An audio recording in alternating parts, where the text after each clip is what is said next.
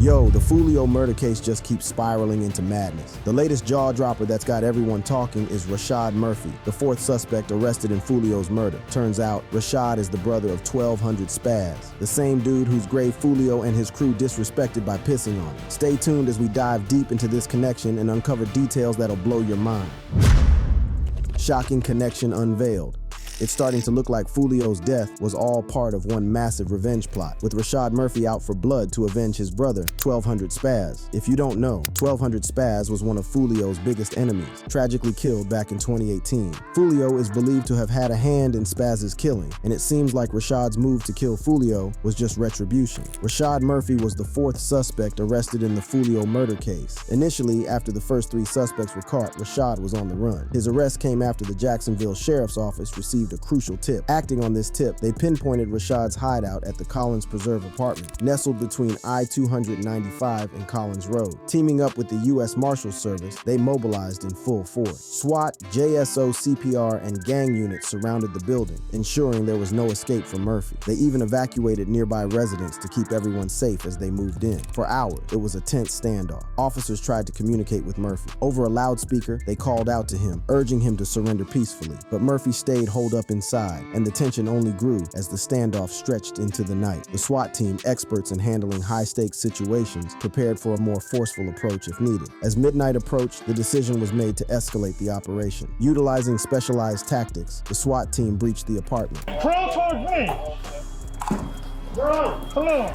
As the dust settled, Rashad Murphy was finally taken into custody. This arrest marked a significant milestone in the investigation, as one of the key suspects in Foolio's murder was brought to justice. Murphy, now facing serious charges of murder, was quickly transferred to Tampa, where he would answer for his alleged crimes. According to police reports, Rashad Murphy, armed with a fully automatic pistol, led the assault and fired the first shot that killed Foolio. Given the revelation that he's Spazz's brother, and knowing what Foolio and his crew did to Spazz, this ain't all that surprising. Alright, if you're completely out of the loop on what Foolio and his crew did, let me break it down for you. 1200 Spazz, born Joe Rod Adams, was a major player in Jacksonville's gang scene, deeply linked with the 1200 gang. Also known as 1200, this gang operates mainly on the east side of Jacksonville and is infamous for its involvement in drug trafficking, violent crimes, and gang-related shootings. The 1200 gang came up as a subset of the larger Out East gang, a significant criminal entity in Jacksonville. Over the years, 1200 has made a name for itself as one of the city's most dangerous groups. Active since at least 2010, they've had documented members and leaders involved in all kinds of illegal activities. The gang's primary source of income is drug trafficking. These guys have been moving everything from Utalone to marijuana, but it doesn't stop there. They're also knee-deep in violent crimes like shootings and murders, often tied to beefs with rival gangs. Spazz was deep in these gang conflicts, which only boosted his street cred. His name really blew up as he got involved in the violent beefs with Foolio's crew, the 6 Block gang. With his influence and rep on the streets, Spazz became a prime target in these deadly gang wars. On August 24th, 2018, Spazz met his brutal end. Somebody got shot in the face? Up there! Up there! When they were shooting. It all went down on a typical Friday night, with the air electric as fans gathered at Raines High School for a football game. But as the game ended and crowds poured onto the streets, the atmosphere took a dark turn. Among the crowd was 1200 Spazz, oblivious to the danger lurking nearby. Foolio's right-hand man, Robert Howard, also known as Kenny Caps, was waiting. As the crowd dispersed, Kenny Caps saw his moment. Armed and ready, he approached Spazz and unleashed a hail of bullets. The scene erupted into chaos, with people screaming and scrambling for cover. Spazz was hit multiple times and collapsed, the life draining from him as the pandemonium continued. 2 others were also injured in the crossfire. Police arrived swiftly, but Kenny Caps had already vanished. The investigation kicked into high gear, with detectives piecing together witness accounts and surveillance footage. It didn't take long for them to identify Kenny Caps as the shooter. Kenny Caps was arrested and charged with first-degree murder for the killing of 1200 Spazz. However, those charges changed when witnesses stopped cooperating and coming forward. Kenny's charges were then amended to manslaughter, a conviction Spazz's family was not happy about. They won't go to the police and tell the police what happened, but then they talk to other people about it. I didn't get to speak my piece in court. That's the part that hurted me. Like, I really want to speak my piece. I want him to hear out my mouth let him know what he took from me. Many people believe that the lack of full justice for his brother's death might have been a motive for Rashad Murphy's actions. However, what truly drove him to murder was what Foolio and his crew did afterward. After Spazz's murder, Foolio and his crew took their beef to a whole new level, making the conflict intensely personal and disrespectful. Foolio dropped several diss tracks aimed at 1200 Spazz, specifically calling him out and mocking his death. One of the most notorious tracks was his beatbox remix, where Foolio didn't hold back in his verbal assault. The lyrics were brutal, with Foolio rapping about the deaths of his ops with lines like Prosper got shot, Tay got shot, ha, Desi got dropped, Nate got popped, Leak got shot, Spazz face hot. But Foolio didn't stop at dissing Spazz in his music. He and his crew allegedly took things further by filming themselves urinating on Spazz's grave, an act meant to humiliate and provoke. Gerard Adams. Dun dun dun. Dun dun dun. Gerard Adams. Aside from urinating on the grave, they went ahead to vandalize the place and spit on it, an act so vile it was haunting. Gerard Adams. That's it. The video quickly went viral, adding fuel to the already raging fire between the 1206 block gang. The level of disrespect hit an all-time high, making it clear that this beef was more than just about territory or money. It was deeply personal. Joe Ron Adams' mother, Jamila Murphy, was particularly devastated by the incident. Already grappling with the loss of her son, this act of vandalism felt like a fresh wound. I just feel like that's a stab in the heart, doing stuff like that. I had a breakdown. I did, no lie. I had a breakdown, I had to put myself together. I was crying all day yesterday since I seen it. Seeing the ongoing disrespect and the blatant desecration of his brother's grave, Rashad Murphy's anger grew. Many believe that the lack of justice for his brother's death, combined with these vile acts by Foolio and his crew, fueled a burning desire for revenge in Rashad. The continued provocations and dishonor pushed him over the edge, and he began to plot the murder of Foolio. The murder of Foolio. According to police reports, the scheme to take out Foolio was set in motion between June 21st and June 23rd, 2024. During this time, Rashad Murphy, along with his crew, Isaiah Chance, Alicia Andrews, Sean Gathright, and Davian Murphy, put together a plan to hunt down and eliminate Foolio on his birthday. Days before, on June 14th, Foolio took to Instagram to hype up his birthday plans. The post read, Tampa, Florida, my Airbnb pool party, June 21st, DM ME for address, and my official birthday party, June 22nd at Club Teasers. Club address, 9700 North Nebraska Avenue, Tampa, Florida. Pull up. The vibe was all about celebration, but Foolio's fans knew the risks. They flooded the comments with warnings, worried that his publicized events could draw danger. One fan pleaded, "Why are you doing this birthday bash PLS cancel?" While another bluntly added, "Man, ain't nobody trying to party with you and risk their lives." The concern was real. Foolio's past was riddled with violent encounters. Foolio had been through the fire before. In 2021, he dodged death when 100 bullets were fired at him outside a recording studio, escaping with just a graze to his leg. In July 2020, he was involved in another shooting in Texas. One of the most chilling incidents happened when he was ambushed leaving a gas station near Paxson School for Advanced Studies, resulting in serious injuries and broken bones in his foot. Foolio even sued the hospital afterward for allegedly leaking his location during his recovery in Jacksonville. The nurse who worked at the hospital dropped my low tide. It's crazy. I got a lawsuit with the hospital right now. Despite all the red flags and his turbulent past, Foolio decided to go ahead with his birthday plans. Rashad Murphy and his crew saw this as their golden opportunity. They meticulously plotted to use Foolio's own publicized celebration to their advantage, setting the stage for a deadly ambush. Rashad and his accomplices decided to travel from their base in Jacksonville to Tampa, where Foolio was out celebrating his birthday. But before they hit the road, they needed a low-key spot to crash, a place where they could leave no trace. Alicia, the female suspect, tried to have someone on Instagram book an Airbnb for the crew, but that plan fell through. Not letting that stop them, they went ahead and booked it themselves under Rashad Murphy's name. They used Gudaze's Cash App for the payment and secured the Airbnb from June 22nd to June 24th. The crew split up into two cars, a silver Chevy Cruze and a black Chevy Impala. The Cruze was registered to a female who shared an address with Rashad Murphy's brother, who's currently in prison. The black Chevy Impala was connected to Sean Gathright. Both vehicles were deliberately chosen for the mission. Before hitting the road, Sean Gathright, one of the suspects, was caught on camera loading up bags that prosecutors believe were filled with guns and ammo tunnel, setting the stage for their deadly plan. You see them carrying a bag large enough to what? Carry 2 AK-style rifles. Late in the afternoon, the killers set off on their journey. The silver Chevy Cruze and the black Chevy Impala rolled out of Jacksonville almost at the same time. With their routes mapped out to a T, they maneuvered through highways and back roads, keeping in touch through their phones. License plate readers picked up their trail at multiple points, each hit confirming their southward trek towards Tampa. The whole setup was tight, showing just how serious they were about this deadly mission. When they finally touched down in Tampa, they headed straight to their Airbnb. The Airbnb's Ring camera footage captured everything. Gathright, Chance, Alicia, and Davian Murphy were all spotted at the Airbnb, just about a mile from where Foolio was set to be killed, although Rashad Murphy wasn't seen on the Airbnb cameras. Further investigation revealed he was there, orchestrating the moves from behind the scenes. Meanwhile, Foolio was in Tampa, living it up and keeping his fans in the loop about his birthday plans. He posted about the Airbnb he had rented for the occasion, inviting everyone to come through and celebrate with him. Pool party start the day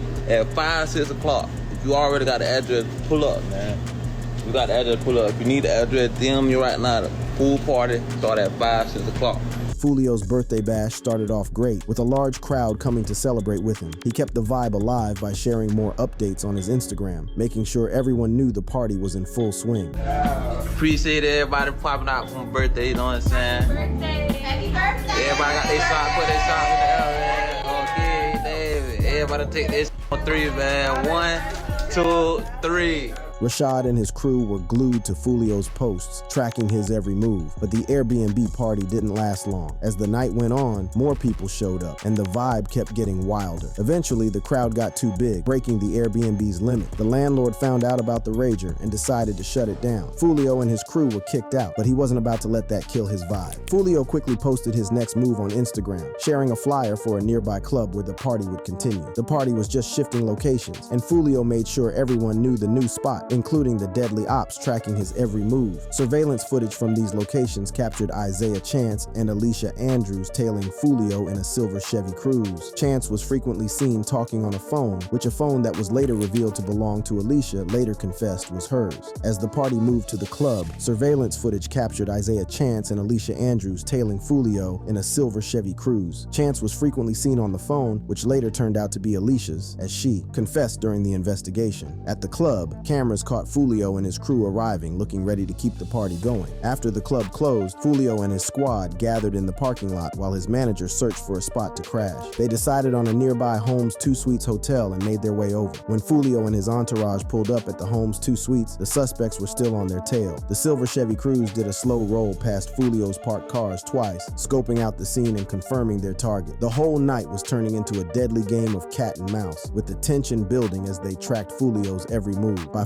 4:38 a.m., the black Chevy Impala rolled up. 3 masked figures, Sean Gathright, Rashad Murphy, and Davian Murphy, stepped out, armed and ready. Dressed in dark clothes with their faces covered, they moved with a chilling precision, ready to unleash their deadly plan. The confrontation that had been brewing all night was about to reach its explosive climax, driven by a thirst for revenge and cold-blooded determination. The first shooter, allegedly Rashad, was easy to spot with his dark skin and military-style boots. Armed with a fully automatic pistol, he led the charge, his weapon spraying bullets furiously at the windshield of Foolio's Dodge Charger. The second shooter, allegedly Sean, was described as taller with a lighter complexion. He was armed with an AR-style rifle fitted with a brass catcher, a device that collects spent shell casing. He joined the attack, unleashing gunfire on Foolio's vehicle and a nearby Nissan Altima, striking fear into everyone within earshot of the deafening shots. The third shooter, allegedly Davian Murphy, was heavier and wore an orange ski mask. He also carried an AR-style rifle. Together, they unleashed a storm of bullets, their coordinated assault leaving no room for escape. After the murder, at around 12:58 p.m. and 1:01 p.m., 2 messages were sent from Gathwright's phone. These texts were full of bravado. One read, "I'm coming home, my thirst is quenched. Pop a bottle of Don Julio today, Murphy." And the other said, "I'm coming home, my thirst is quenched. I love you, Murphy." Both messages were signed by Rashad Murphy, but sent from Gathwright's phone. These texts revealed just how brazen and unapologetic they were, celebrating their crime like it was some twisted accomplishment. After the murder, the killers tried to cover their tracks. The car split up, with the Chevy Cruze heading back to Jacksonville and the Impala rolling out to Polk County. But their plan to disappear didn't fool the cops. Detectives pieced it all together using surveillance footage, license plate readers, and phone logs, linking the 2 vehicles back to the suspect. The first one to get nabbed was Sean Gathright.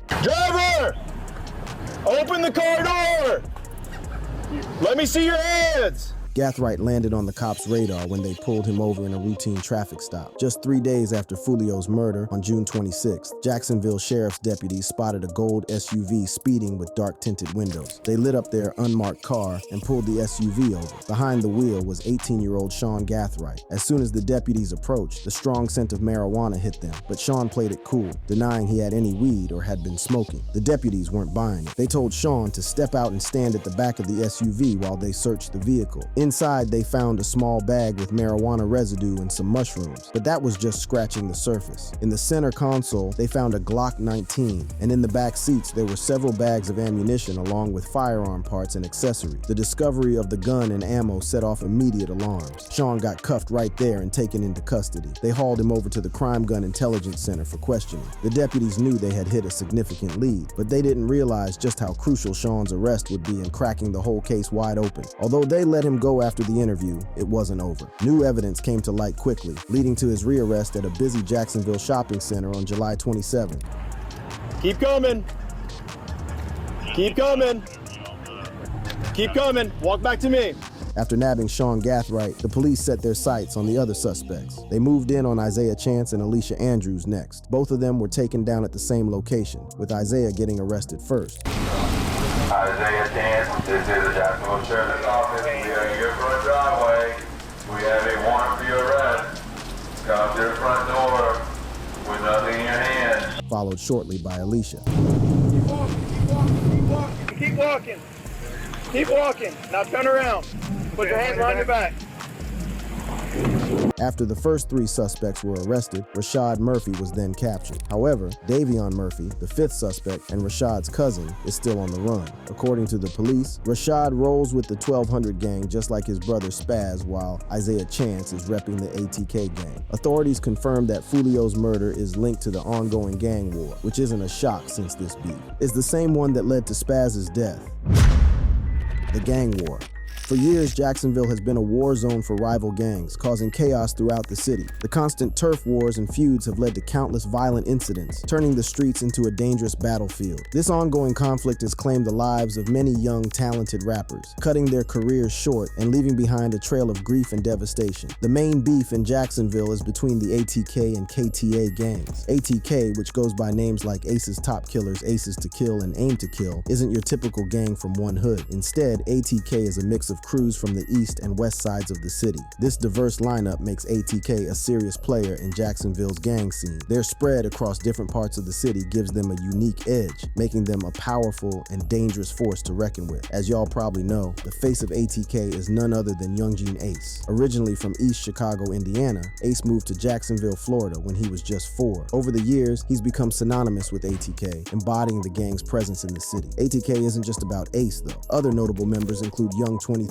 also known as RJ, Rollo, and Trey Shorty. Another key player is K-So, along with his brother Boss Goon and ATKY Breezy, who are original members from Melvin Park. The 1200 crew from the east side of Jacksonville, featuring members like 1200 Spazz, Spinabens, and Wappa with the Choppa, is also aligned with ATK, forming a powerful alliance in the city's gang landscape. On the flip side of this deadly feud is Foolio's crew, KTA, short for Kill Them All. KTA is a coalition of several gangs, including the 6 Block Gang, YNR, and the Bully Gang. This alliance has deep roots going back to an older crew known as Problem Child Entertainment, PCE, which had already caught the attention of Jacksonville authorities and faced a RICO case on November 16, 2017. Even with 10 of their members locked up, the ranks quickly filled with new recruits like Foolio, who eventually became the face of KTA. The roots of the beef between KTA and ATK are a bit hazy, but many say it kicked off when an ATK member, Trey Shorty, got robbed by a YNR member named Tony Cho. Seeking revenge, Trey Shorty targeted a KTA member named Zion, aka Tweaky Jit, who was Foolio's cousin. Word on the street was that Young Gene Ace had a hand in the hit, but nothing was ever confirmed. Foolio and KTA didn't need confirmation. They took it personally and were out for blood, with their sights set on Young Gene Ace and his crew. On June 5th, 2018, things got real. Young Gene Ace's best friend, 23, was celebrating his 18th birthday with Ace's younger brother and another friend. While they were stopped at a traffic light, they got ambushed. The attack was brutal. Both 23